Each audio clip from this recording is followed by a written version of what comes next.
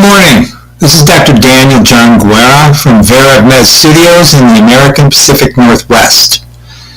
Today I'm going to break up a two-part lecture to discuss not isolipids, which is we've been talking about quite a bit, that is fatty acids and all the associated biomedical discussion of what fatty acids are doing in human bodies and pathology, as well as in health.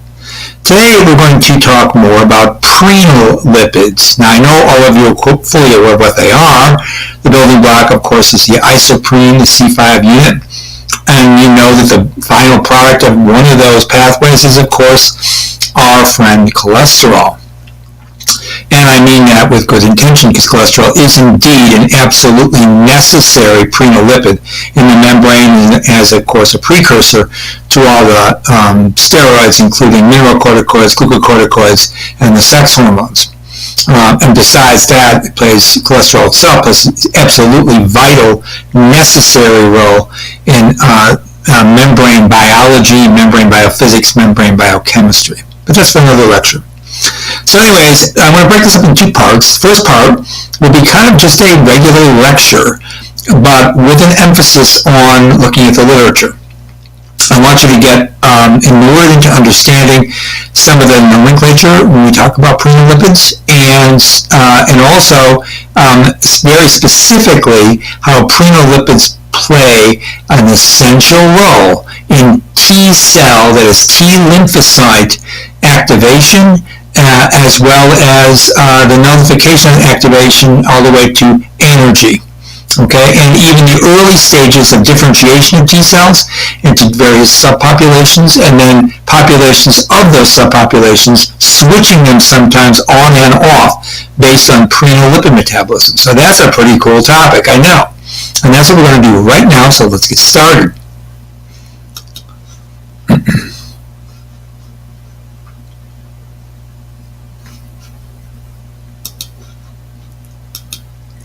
Okay, so again, this is from VerEvMed. It's our company. There's our website there, and there is our official email address. Contact us when you have discussions you want to have with us related to anything in biomedicine, as well as in nutrition, exercise physiology, pharmaceutical sciences, and anything that is tangential to those basic topics, including basic biochemistry, basic cell physiology, and basic pathophysiology. And I'm not exhausting the list there, I'm just giving you some ideas. But please contact us. We're a company that consults with health experts and all the way to regular lay people that have interests and concerns about their health and well-being related to what kind of drugs they take, the drug interactions they're having, and whatever kinds of possible therapies they're involved with. Also directly in collaboration with their medical doctors and other healthcare providers, a frank discussion with them so that we can bring the published literature into the discussion. And so that's what we do. Again, this is one of my video lectures. I know if you've been here before, you've been at this rodeo, you know this is me giving these talks. I am a 30-year veteran as a college professor, university professor, where I taught biochemistry all those years, including a lot of other subjects, including immunology and medical microbiology and things like that.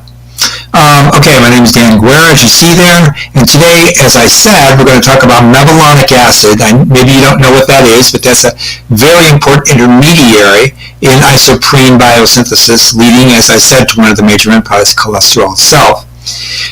So we're going to talk about mevalonic and T-cell mediated immunity. Okay, so mevalonate and T-cell mediated immunity. This is actually February 5th, 2018, and that is my specific email address. Contact me anytime you want to, as long as it's related to VerEvMed and the topics we discuss there.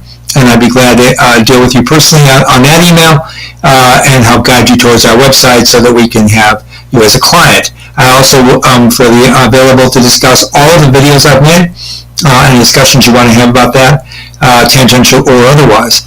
This is my Facebook page. All of these VerEvMed lectures are published on that Facebook page as YouTube videos. You can also find them on my YouTube stream as well, and I also post them on Twitter feed, although I don't use Twitter very often. They are found there. Okay, so let's get started. All right. signaling through the T cell receptor, or we're going to call it the TCR, serves as a paradigm for how cell surface receptors translate extrinsic cues into cellular responses. Okay? So remember, T cells are a specific kind of lymphocyte. And the T cell receptor functions then as the conduit between what happens inside the T cell and what is happening outside of that T cell in terms of like recommending it for effector molecule status, or such as the synthesis of pro-inflammatory cytokines, or maybe turning the T cell into a regulatory cell, which would then put the brakes on the immune response. So we talked about this in the past in many of these VerEvMed lectures, so we're not going to go through all those details again. I'm not going to summarize it. Just go back and look at those lectures if you're interested in it. So the metabolic regulation of T lymphocytes as a consequence of TCR stimulation, of course, is going to be important here. Since we have to stimulate that T cell receptor to get the T cell turned on, we want to know what the effector molecules are. We want to know all the nuances of that, of course. What we see is increasingly appreciated that T cell activation results in metabolic reprogramming. That's metabolic reprogramming, okay, down to level of pathways, right? Metabolic pathways. And the distinct T cell functions actually depend on the activation of the appropriate pathways. So that's really interesting. So now we're going to talk about metabolic pathways sensu stricto within the T cell population. Now, in contrast to resting cells, which pursue efficient accumulation of ATP, activated T cells must ensure high metabolic flux through metabolic pathways to acquire specific molecular repertoire. Now, what I'm saying by that is everyone who has even a passing understanding of metabolic pathways knows that there are intermediates in the pathway. And if you've had any kind of course in it at the college level, you know those intermediates can serve as starting points for other pathways, right? And they can be precursors, or they can be even products of other entire pathways feeding into the pathway you're looking at. So it's all networked very discreetly, very efficiently, and at higher levels of hierarchy. And there's some redundancy in these pathways. So that's what we're talking about here. The pathway is involved in transducing energy, for example, transducing signaling, but it's also involved in synthesizing intermediates, which themselves play a significant role in the possible outcome of cell fate. Alright, so I'm sorry for all this writing, but we're going to get through it. Stimulated T cells shift from using oxidative phosphorylation to aerobic glycolysis to meet the requirements, because glycolysis produces several metabolites that can be used for biosynthetic purposes. An interrupted TCA cycle leads to acetyl-CoA, which can be used for fatty acid and prenolipid synthesis. So the growth-promoting mevalonic pathway is that prenolipid. Diverse classes of sterols and non-sterile isoprenoid products are going to come out of that. That's if you stall or interrupt the TCA cycle. Quiescent T cells, like other non-proliferating cells, display relatively low levels of glycolytic activity. They fully oxidize glucose-derived pyruvate or fatty acid-derived acetyl-CoA in the TCA cycle after beta oxidation. Process derives oxidative phosphorylation because of the electron transport chain. Of course, you're going to be reoxidizing NADH and FADH2 using the ubiquinone intermediary pathways and all those cytochromes through the 5 different complexes, ultimately synthesizing ATP. So, electron transport chain ox-phos, mitochondrial. In contrast, however, activated T cells have a substantially increased demand for these metabolic resources because they must perform effector functions. So this gives them then that repertoire of molecules which allows discrete and vectorially directed movement towards other nuances that cell will perform, right? Such as turning it into a natural killer cell as a T cell, or turning it into a quiescent cell, or turning it into a regulatory Treg cell. These are all the maximalized effort of all of that nuanced cellular activity is associated with the molecules that are synthesized in those pathways and utilized as signals, as well as in very important intermediaries for their own discrete pathways. So upon TCR stimulation, beta oxidation is markedly decreased. That's one of the first hallmarks in T cells. That means the amounts of glucose and amino acid transfers have to be increased because now you're using a different carbon source. And all of that then is associated with what's going on at the T cell surface. That means you have to facilitate nutrient uptake. What kind? Amino acids and carbohydrate, particularly glucose. Transcription factors like c-Myc and estrogen-related receptor which are increased in abundance during TCR-mediated activation, control metabolic reprogramming in T cells. So here are the transcription factors. They're going to be carrying that signal all the way to the nucleus, and they're going to be turning on the synthesis of genes via chromatin remodeling, of course. And the protein products, they're going to be turned on because of the nuance changes through those transcription factors are then going to translate out to multifunctional paradigmatic changes. Although activated T cells still engage in some oxidative phosphorylation, electrotransport chain and synthesis of ATP, that is, glycolysis does become the prevailing pathway, even in the presence of molecular oxygen. So we call that aerobic glycolysis, because you know that glycolysis doesn't require molecular oxygen, but it can perform quite fine with oxygen. It's not intoxicated by oxygen. In T-cell allergy, of course, all of you have heard of this, is the Warburg effect. Okay? Marvin thought that the metabolic demands of T-cell proliferation force the switch from OXPHOS to aerobic glycolysis. So these are all well-known metabolic discussions. They go back at least into the early 2000s in the scientific literature. Now, in proliferating cells, glycolysis-derived pyruvate can enter the TCA cycle, and citrate is exported from the mitochondria to the cytosol through a mechanism that involves a citrate block group carrier, and then the enzyme ATP citrate lyase. We talked about this just last episode on VerEvMed video lecture. So what happens when you get the citrate into the cytosol, now pirated out of the TCA cycle, because actually the blocking of the dehydrogenases because of the bilirubin DH is ultimately how this is regulated, of course. Citrate and cytosol then, because of the activity of ATP citrate lyase, resynthesizes isoacetic acid and acetyl-CoA. That acetyl-CoA then can be used as the building block, the initial 2-carbon source, for fatty acids and for prenolipids. So in this matter, acetyl-CoA increasingly made available not only for the fatty acid biosynthesis, but for that important intermediate in isoprenoid metabolism, mevalonic acid. The diversion of citrate for biosynthetic purposes bears the risk of collapsing the TCA cycle, as we've talked about. That's why glycolysis has to be functioning, you see. As long as glycolysis is making NADH and some substrate level ATP, you're going to have adequate amount of bioenergetic resource so that the cell can continue to function while it's erstwhile carrying out the business of being a T cell, right? Becoming reprogrammed to affect the immune response, and it's being asked to perform because of challenges to the system. So to avoid the activated T cells, therefore, increasing the use of glutamine oxidation and glycolysis. So glutaminolysis represents a metabolic shunt that converts glutamine into ultimately alpha-ketoglutarate via glutamate for subsequent induction of TCA cycle. So alpha-KG, of course, is a direct intermediate in the TCA cycle, and it enters that way from glutamine.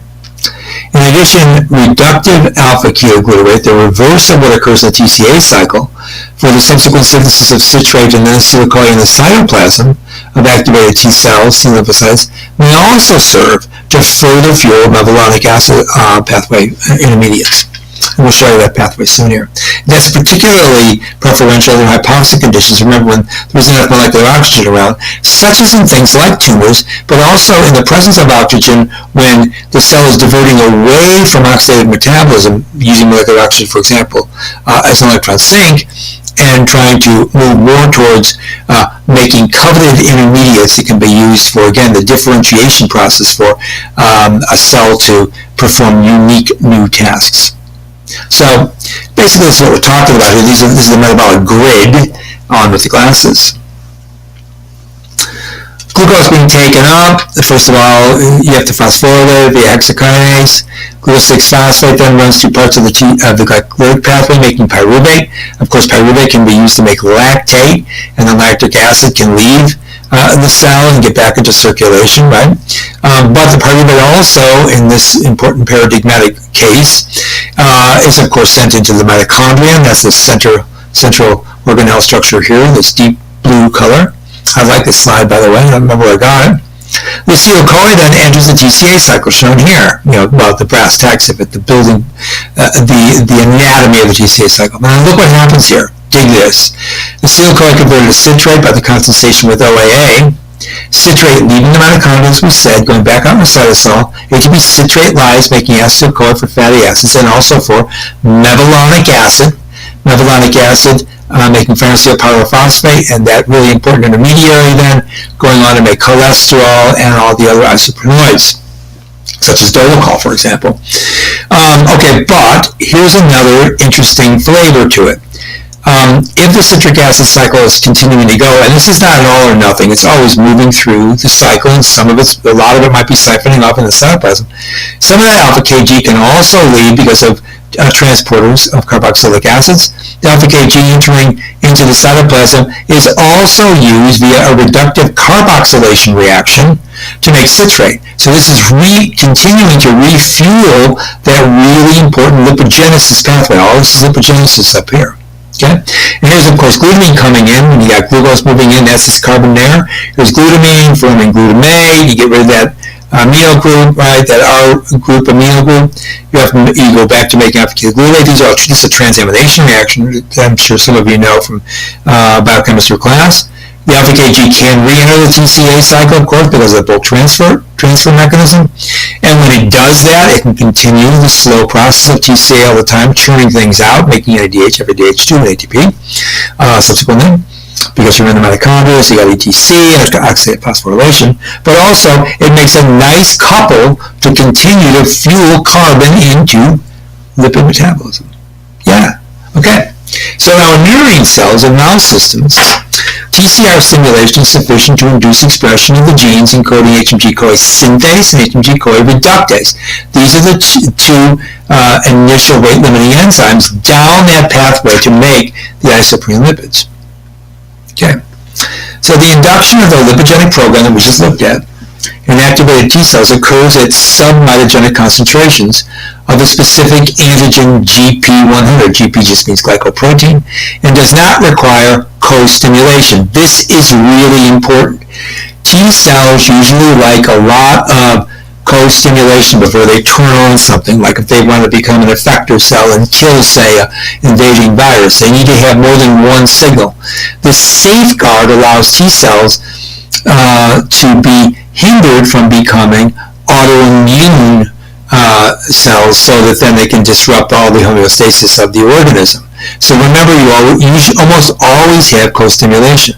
But when you're working with a lipogenic program, because you have sub-mitogenic concentrations of that particular specific antigen, GP100, which is the protein, you don't require co-stimulation. So it's a totally different, it's just like a subduction zone when you talk about tectonic plates, right? There's a lot of activity happening underground here that does not necessarily involve normal tectonic plate movement, right? There's some kind of abruption or some kind of maybe earthquake that's going to happen because of the subtle changes that are going on deep within the molecularity of these pathways. So let's continue. Farnesyl pyrophosphate synthase condenses dimethyl allyl pyrophosphate with one isopentenyl pyrophosphate molecule. So it's two C5 molecules, so it's a C10. And so when you take DMAP and IPP to form geranyl pyrophosphate, right? You see that it's a C10, as well as GPP with a second IPP to form the farnesyl, which is the C15. Okay? So that's really important. That's how you make this building block with C5 units using initially dimethyl allyl pyrophosphate and IPP. These are just slightly different forms of the same compound, right? Different oxidation states, basically. Different configuration structures. But then you keep on adding IPP and you build it up C5 units at a time. Okay. So farnesyl pyrophosphate, the C15 prenolipid, is a common substrate for various biosynthetic branches leading to diverse classes of products such as cholesterol itself, steroids, ubiquinones, and all the prenolated proteins, because proteins can be covalently modified with prenolipids, and when they are prenolated, they are altered in their function. Just like phosphorylation can alter, just like acylation can alter, just like sumorylation or ubiquitinylation. When you prenylate a protein, covalent bond of a prenyl group, such as a geranyl or a farnesyl group, you are moving that protein within the cell, supposed to the plasma membrane, and along with that you're changing, because you've moved it, just that alone will then change its function, because it's in a different residence, in a different neighborhood. Now, squalene epoxidase, which catalyzes the first oxygenation step in sterile biosynthesis, is another rate-limiting enzyme. This gets a lot of attention because this will give you further down the line the synthesis of that really important prenolipid cholesterol. So the expression of genes encoding squalene epoxidase is also induced as part of the TCR-stimulated lipid biosynthetic program that promotes HMG-CoA reductase and synthesis. Okay, now so why is that important? It means that the beginning parts of the pathway and the end of the pathway are being turned on in association with T-cell receptor stimulation. Okay, again, below the radar of co-stimulation. There's a lot of things going on here, right? Okay, so squalene oxidation followed by cyclization leads to the formation of lanosterol, which is then further converted, as many of you have seen in previous lectures I've read, to cholesterol. That whole pathway, the Bloch pathway for cholesterologenesis, of course, was why Conrad Bloch won the Nobel Prize. Okay, so what about bioenergetics in mevalonate? Ubiquinone coenzyme Q, that's CoQ, or CoEQ, plays, of course, a unique role in the electron transport chain where it functions as an electron carrier from complex 1 and 2 to complex 3 in the ETC. CoQ, cytochrome C reductase, is a component of the ubiquinol, the alcohol form. Ubiquinone would be the ketone form. A component of the ubiquinol cytochrome C reductase complex. That's also known as complex 3, or simply cytochrome BC1 complex, for those of you that know your bioenergetics. That's the third complex in the electron transport chain. It plays a critical role, of course, in ATP synthesis, ultimately via oxidative phosphorylation, which, of course, is complex 5. Evidence for the importance of CoQ in antigen-specific T-cell activation. This is moving away now from its bioenergetics. Comes from studies showing that mice deficient in CoQ cytochrome C reductase fail to exhibit antigen-specific proliferation of T cells in vivo. So that tells you it's not a matter of bioenergetics, right?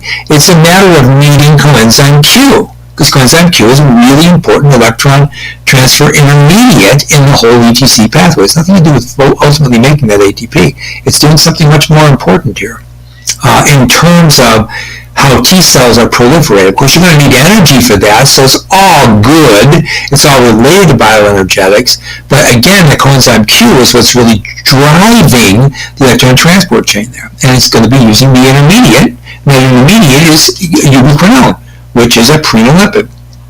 So maybe that says it down here. This is because intact mitochondria are required for T cell activation to produce reactive oxygen species for the activation of nuclear factor of activated T cells and the subsequent induction of pro-inflammatory cytokine called interleukin-2. So all of this, again, co-regulated and co-organized with the immune response. Okay, the immune response. So oxphos depends upon de novo mevalonic acid biosynthesis. We've known this way back since probably the late 70s. Prenyl diphosphate synthase catalyzes the elongation of geranyl pyrophosphate or farnesyl pyrophosphate with several IPP moieties in a trans configuration to form the isoprenoid chain, increasing that chain length by C5 at a time. A trans polyprenyl transferase then attaches the polyisoprenyl side chain to 4-hydroxybenzoic ring, thus producing a membrane-bound ubiquinone. This is basically the biosynthesis of ubiquinone. In CoQ10, which plays a pivotal role in oxphos, the lipid membrane anchor is a decaprenyl side chain. So you have 10 isoprene units, a total of C50. Okay? That's what we're talking about here. Whole commitment of carbon to this isoprene lipid. Because of the relatively large number of isoprene units required for CoQ10 biosynthesis, its availability obviously depends on high flux through the mevalonic pathway. So you can't just rely on the pathway making your ultimate end product, cholesterol. Okay? You've got to drive a lot of that carbon right into ubiquinone biosynthesis because you need a lot of that particular isoprene lipid in order to carry out the ETC.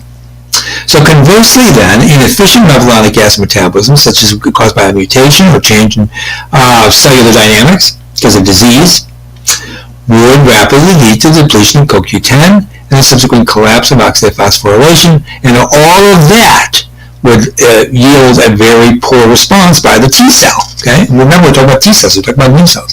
So statins then could be mitigating this response because statins, remember, block decoy reductase. So because they block one of the very first steps in the pathway, okay, wow, that means that if you really need to flex your muscle through that pathway and you're inhibiting it at the get-go with statin drugs, you might actually be compromising the T cell effector status. Okay, so just keep that in mind. Okay, so there's oxidized coenzyme Q. There's a semiquinone form there. See the radical form there? Add another electron, you get the finely reduced form. See, you've turned this quinone into this quinol, right? You've made the alcohol. So it's a reduced coenzyme Q. Big deal, right? This is where it fits in the electron transport chain. Remember, you've got NADH being oxidized. There's the photomononucleotide to the iron sulfur centers in the membrane. This is all basically complex 1. And you also get FAD entering this pathway, the reduced form of it, adding its electrons into the ubiquinone pool. And here's where fatty acid beta oxidation is adding reduced FAD and moving through these the iron sulfur center and another FAD moiety, ultimately also transferring its electrons to ubiquinone. And of course, here's this complex 2, the succinic acid, directly from the TCA cycle, going from FAD, reducing FAD to FADH2, reducing the iron sulfur center, and then reducing that ubiquinone to the ubiquinol. So this is where it fits in. You see major sources of electrons from carbohydrates, from fatty acids, and even from the glycolysis, here, the glycerol 3-phosphate shuttle. Okay, and here's the GCA cycle intermediate. So just everywhere. Good fun. Ubiquinol pool has to pick up those electrons. Okay. This is probably not a service talk. I just wanted to show you, though, that those people who like to look at the electron transport chain in more detail, the ubiquinol, which is a QH2 down here, is oxidized with a 1-electron transfer to the iron sulfur center. Okay, and when that happens, that's the ISP. Okay, iron sulfur protein, that's what that's shown here, or it's an iron sulfur protein. Sends 2 protons into the intermembrane space. Those are going to be pumped back in eventually to set up a chemiosmosis from the intermitochondrial membrane to that space between the inner and outer mitochondrial membrane, right? That's the place where all the protons are going to be fluxing through. Then ultimately setting up that chemiosmotic gradient, and ultimately you're going to be driving everything towards the reduction of molecular oxygen and the synthesis of ATP through complex 5. Alright, so that's basically, I just want to show you where the quinone goes through these semiquinone forms, 1 electron at a time. These are the cytochrome B complexes. These are just where you can block this pathway. Okay, so there's mixothiazole, which will block there. There's antimyosin, which will block there. So this whole pathway was figured out, by the way. So just showing you that the quinone pool is very complicated. It has multiple oxidation states. Like I said, it wasn't necessary, but I wanted to show you because I'm all about being thorough. So it is known that statins will cause CoQ10 depletion. Okay, this has been established. In fact, it was amazing to me. I've been teaching this since about statins and about what potentially devastating effects they can have on prenatal lipid metabolism since the early 1990s. In my graduate lipid courses and my graduate biochemistry courses, as well as in biomedical courses, I've always tried to bring it up, basically. And guess what? One time, it wasn't very long ago, maybe a couple of years ago, 3 years ago, I'm driving in my pickup truck and I have the radio on, which I hardly never do because I usually listen to a CD. And guess what? I heard advertised people getting CoQ supplement. And the guy on there, the actor, was saying, yeah, I take statins, and my doctor suggested I take CoQ10, or Supramac CoQ10. And oh my God, don't tell me that. Talk about coenzyme Q. And of course they were. They were talking about taking some intermediates so that you get more of this if you get depletion of that because you're taking statins. So all things eventually come home to roost. So clinically, mutations in the genes encoding either prenyl diphosphate synthase or trans-polyprenyl transferase, that's later reactions for CoQ biosynthesis, result in CoQ deficiency and oxidative oxphos disorders. You make less ATP. In addition to such inborn errors of CoQ10 biosynthesis, drugs targeting the mevalonic pathway can also cause that. Statins, in fact, inhibit mevalonic gas metabolism at that early stage, agent decoy reductase, and thus they also prevent, as I've said. Statins may therefore cause CoQ deficiency in a dose-dependent manner, and they may have detrimental cardiac consequences, mostly in elderly patients. This is also really well established in the literature, thank you. These observations collectively suggest that mevalonate metabolism controls oxphos in various cell types, including, of course, the T cell, which is the topic of this lecture. Now, you also get protein prenylation, and we can't go through this without discussing this a little bit. Farnesyl pyrophosphate, remember C15, and geranyl pyrophosphate, it's two geranyl groups together. I know it sounds like it's stuttering or something, but they're called geranyl pyrophosphate, no unique name there, which is the C20 moiety, represent the activated forms of farnesyl and geranyl units that are covalently attached to many members of the RAS superfamily of guanosine triphosphatases, or GTPases, which mediate their membrane localization. We all know that anchored GTPases in the plasma membrane can function as receptors, right? We all know that there are G protein coupled receptors. That's what we're talking about here. And to be a G protein coupled receptor, guess what they need? They need those prenolipids so that they make it to the membrane and they associate the membrane just the right way. Yeah. Indeed, prenylated proteins constitute 2% of all cellular proteins, so that's a lot of them. That means you need a lot of isoprene group. The prototype of them, RAS, which gets a lot of playtime in cancer biology literature, requires farnesylation and is activated in response to TCR stimulation. Various cytokines will also turn them on. The best characterized effectors of RAS are the RAF proteins, which are kinases of cohorts that control T cell proliferation, cytokine production, differentiation, survival through the activation of MAP kinase cascade. All of this, you see, is linked to these isoprene groups. Consistently, statin-dependent inhibition of that farnesylation of RAS impairs that whole system, associates the RAS with lipid rafts, so it doesn't make it to the membrane correctly, prevents the TCR-dependent activation of the RAS-MAP kinase pathway, and guess what? You don't get any of this. Cytokine production, differentiation, and all of this ultimate downstream MAP kinase activation in those T cell populations. Okay. This is basically what you're seeing here. Okay, so you're looking at interleukin-2 and interleukin-15 receptor, common gamma chain moving through this receptor system here. There's a T cell receptor. You're getting RAS activation via this system. Remember that RAS then turns on phosphorylated 1,3-bis kinase, and then that turns on the AKT pathway, which turns on the mTOR pathway. And in this system, in this T cell system, then you make interleukin-12, interleukin-2, and interferon gamma. You also have turning on the MDM2 pathway, and then that would serve to block P53, and P53 normally blocks mevalonic acid metabolism, so since you're blocking this, you're blocking the normal blockade mevalonic metabolism, so it goes up, right? Here's RAF through the MEK1/2 pathway, through the MAP kinase pathway, making more CD25, CD69, these are cell surface receptors, and also signaling molecules on the surface of the cell, and also the secretion of interleukin-2, interferon gamma, and the proliferation of the cell. Okay? So, here's a TCR receptor. There's the RhoA system. Statins will block that because it blocks the geranyl transferase. If you block that, you don't get proliferation. So normally, you would get proliferation because you're not blocking with statins. Here's TCR stimulation moving through the RAC CDC42 pathway. Statins, again, will block that. And if it blocks that, then you won't get adhesion, polarization, transformation, or migration. So you see how really the synapse here is the immune synapse, of course. And it's just showing you again how TCR mediates either autophagy and proliferation or exocytosis of cytotoxic granules. So all three of these motifs of T cells are being controlled by prenylation. That's what we're talking about here. Okay. So statins induce a decrease in the amount of membrane-associated RAS as well as in the concomitant accumulation of cytosolic RAS, and they inhibit the destructive Th1 cell type response. They inhibit the Th1, as the Th1 is a subtype of the T cell.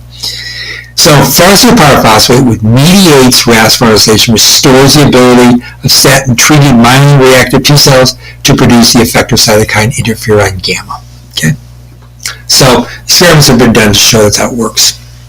RAS actually activates not only the MAP kinase signaling cascade, but also the PI3 kinase pathway, AKT pathway, which we showed you a few slides back, which is also activated during IL-2 and IL-15 induced effector T cell responses. So all that's turned on, again, because of prenylation.